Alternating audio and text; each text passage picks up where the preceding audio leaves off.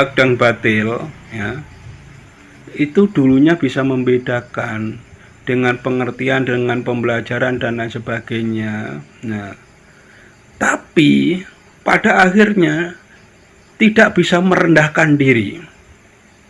Ya. Jadi ini mengandalkan apa yang dia punya. Orang yang dulunya belajar baik, mentok di situ, tidak bisa merendahkan diri, mengunggul-unggulkan apa yang pernah dipelajari, apa yang pernah didapat, dan apa yang pernah dilakukan. Nah, ini termasuk orang yang kufur, ingkar. Ya. Nah, itu tidak bisa dipercaya. Ini peringatan bagi kita. Kita ngaji, kita belajar, kita mencari pengetahuan sebanyak mungkin. Baik itu kebenaran, baik itu kebaikan. Nah, bila mana kita tidak pakai, itu akan merusak pada diri kita. Akhirnya kita jadi orang yang kufur nikmat ataupun munafik. Kita tidak bisa berharap kepada orang-orang itu. Orang itu kalau ditanya memang ngomongnya manis, keterangannya baik, tapi dia tidak pernah melakukan. Ya. Dan kalau kita ngomong, kalau kita berharap sama dia, tidak bisa.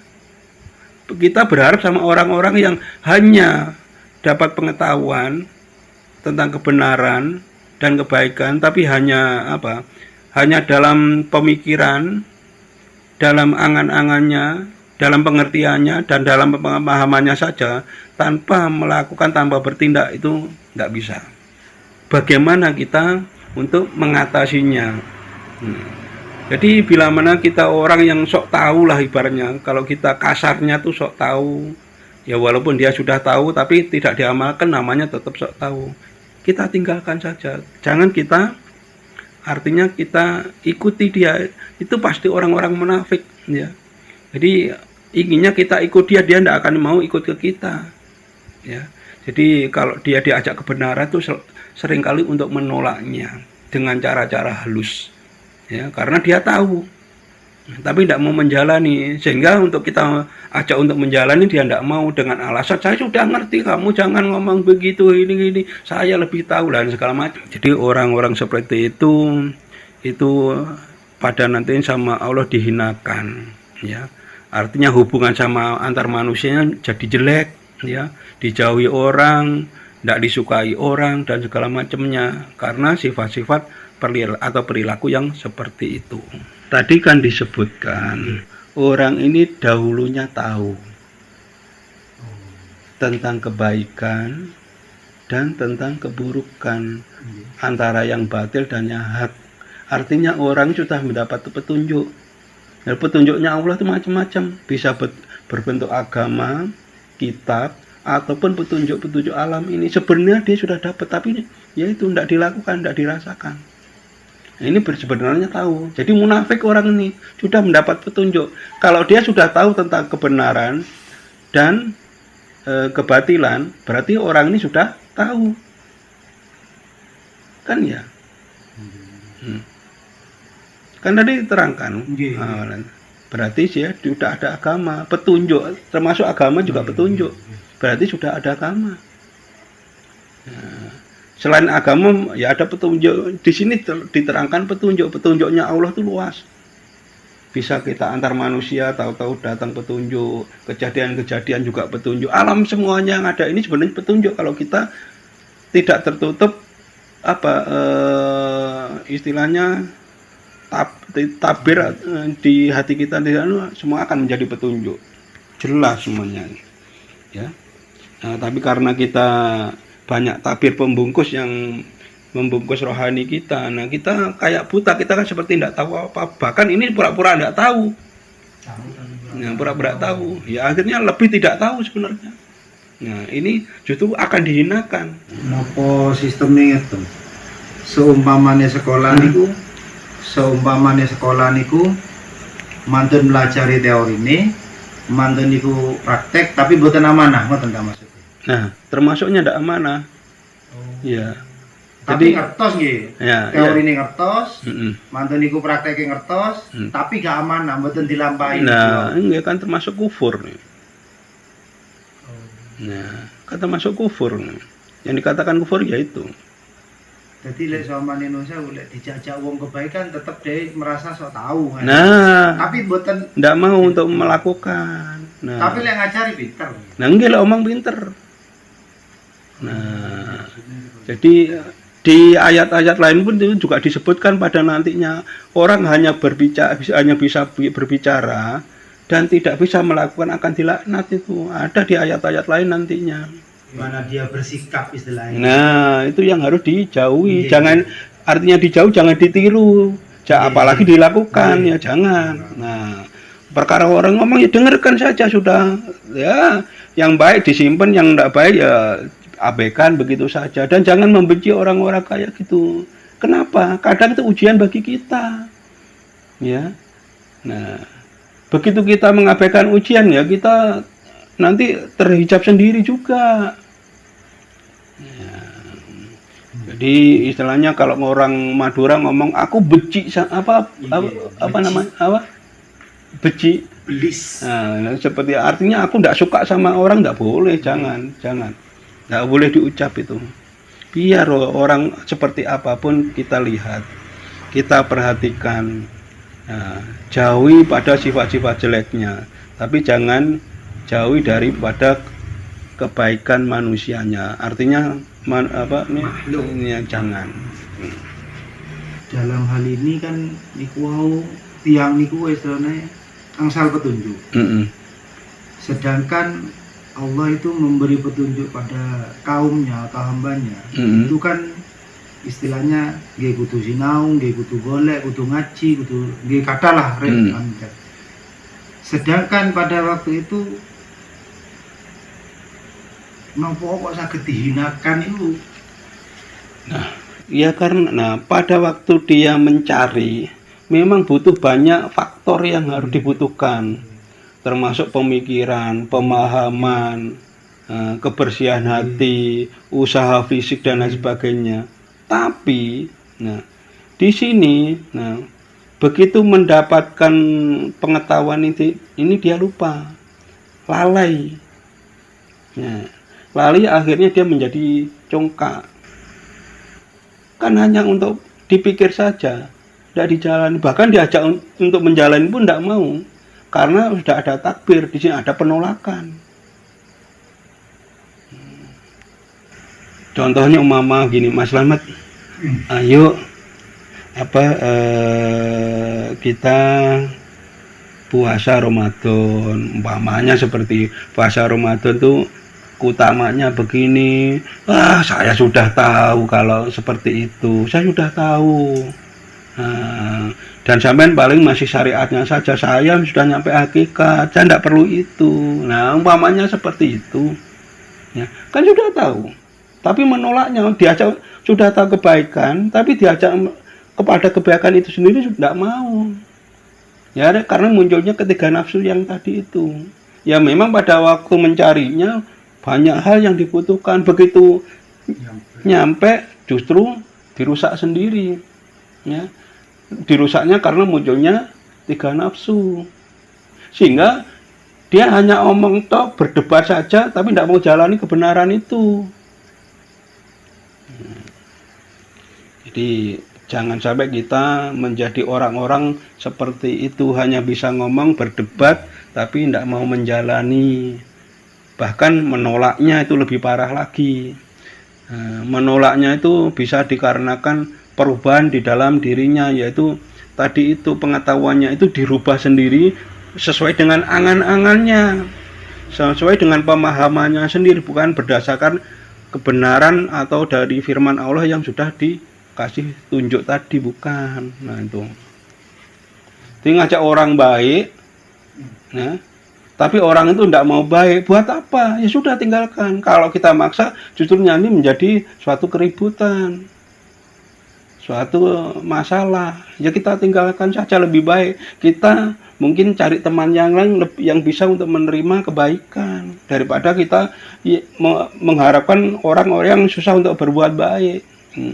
Kadang kan orang, ya itu kaku, itu egonya muncul juga. Kalau saya tidak bisa menyandarkan dia, jangan panggil saya atau apa segala macam. Kan banyak orang seperti itu juga. beradu egonya, ya sama-sama salah. Jadi supaya kita tidak beradu ego, tinggalkan. Jangan berharap pada orang-orang yang semacam itu.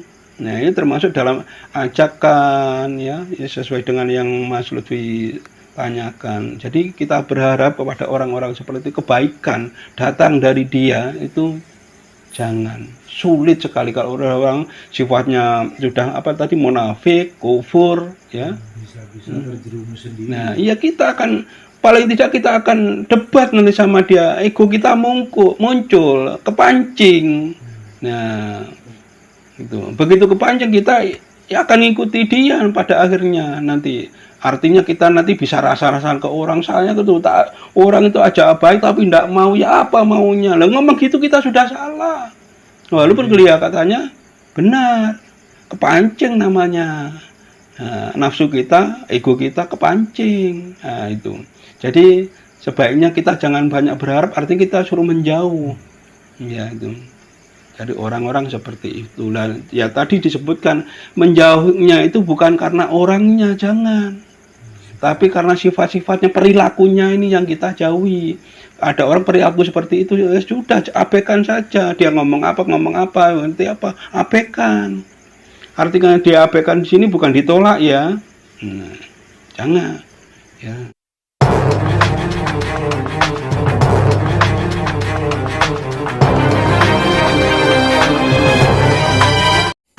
A'udzubillahi minasyaitonirrajim. Bismillahirrahmanirrahim. Afatatma'una an yu'min lakum wa qad kana fariqum minhum yasma'una kalamallahi thumma yuharrifunahu min ba'di ma aqaluhu wa hum ya'lamun. Maka apakah kamu muslimin sangat mengharapkan mereka akan percaya kepadamu, sedangkan segolongan dari mereka mendengar firman Allah, lalu mereka mengubahnya setelah memahaminya, padahal mereka mengetahuinya. Ya. Jadi setelah kita membaca ayat 75, Al-Baqarah 75 dan tafsirnya, nah, apa yang bisa kita ambil pembelajaran dengan mengacu kepada ayat ini untuk kehidupan kita sehari-hari? Apa kira-kira Mas Slamet? Butuhnya sesuatu keimanan atau keyakinan terhadap satu kaum, padahal mereka mengetahuinya dan mendengar firman dari Allah. Mas Lutfi? Sekelahan tidak perlu kita harapkan, terlalu diharapkan. Apapun bentuknya itu tidak perlu diharapkan dari manusia.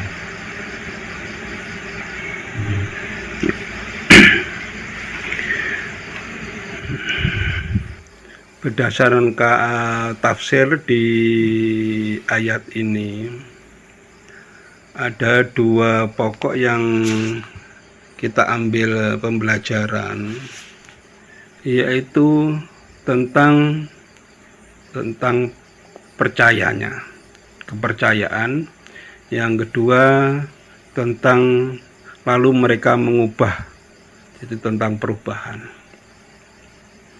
Di sini dalam tafsir ada kata-kata maka apakah kamu sangat mengharapkan mereka akan percaya kepadamu.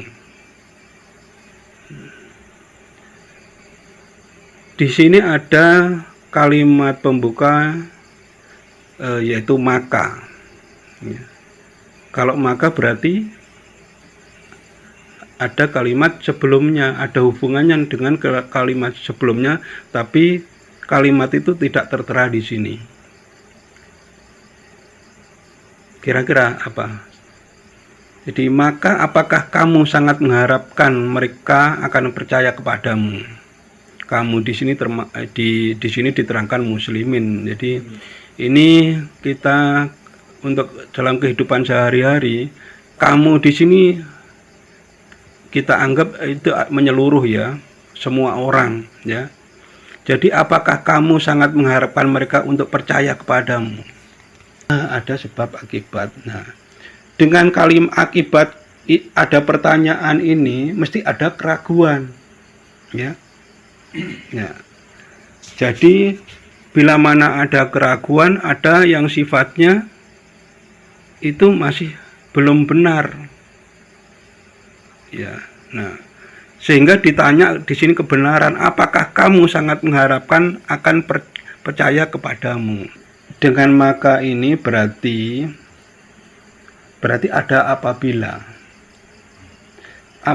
begini maka begini. Nah, ini karena maka apakah kamu sangat mengharapkan mereka akan percaya kepadamu. Lah, apabilanya ini bisa dihubungkan dengan maka yang di sini adalah kemunafikan.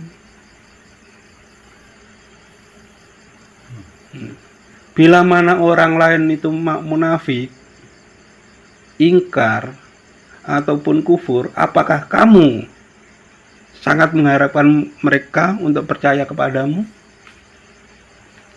Nah, jadi di sini ini bahwa orang itu tidak dapat dipercayalah begitu. Maka apakah kamu sangat mengharapkan mereka akan percaya kepadamu? Artinya orang ini berat untuk dipercaya, tidak bisa untuk dipercaya. Ya. Karena apa orang yang tidak bisa untuk dipercaya? Nah, di sini diterangkan. Karena orang tersebut atau kaum tersebut ya, itu yang dahulunya bisa membedakan benar dan salah, antara batil dan hak dan batil ya. Itu dulunya bisa membedakan dengan pengertian, dengan pembelajaran dan lain sebagainya. Nah, tapi pada akhirnya tidak bisa merendahkan diri. Ya. Jadi ini mengandalkan apa yang dia punya. Orang yang dulunya belajar baik, mentok di situ, tidak bisa merendahkan diri, mengunggul-unggulkan apa yang pernah dipelajari, apa yang pernah didapat, dan apa yang pernah dilakukan. Nah, ini termasuk orang yang kufur, ingkar. Ya. Nah, itu tidak bisa dipercaya. Apakah kamu masih mengharapkan mereka percaya kepadamu? Nah, ini pertanyaannya. Jadi orang-orang yang sulit dipercaya itu tidak bisa. Kita mempercayai manusia-manusia seperti itu tidak bisa. Seperti Mas Lutfi tadi yang ngomong, kita tidak bisa mempercayai orang. Karena orang ini sifatnya seperti itu. Jadi orang-orang yang tidak bisa dipercaya. Nah, orang yang seperti apa di sini? Yaitu orang-orang yang dulunya ya sudah mengetahui, mempelajari dan